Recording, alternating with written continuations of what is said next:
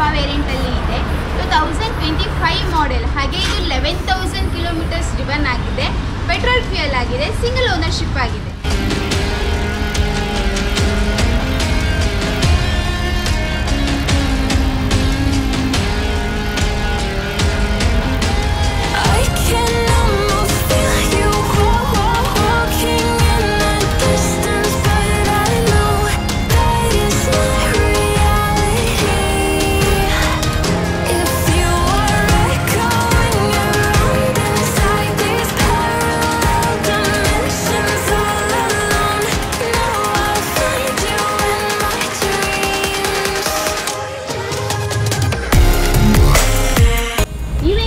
Detail ಆಗಿ ತಿಳ್ಕೊಳ್ಬೇಕು ಅಂತ ಹೇಳಿದ್ರೆ ಡಿಸ್ಪ್ಲೇಯಲ್ಲಿ ಕಾಣಿಸೋ ನಂಬರ್ಗೆ ಕಾಂಟ್ಯಾಕ್ಟ್ ಮಾಡಿ ಹೆಚ್ಚಿನ ಮಾಹಿತಿನ ತಿಳ್ಕೊಳ್ಳಿ. ಧನ್ಯವಾದ.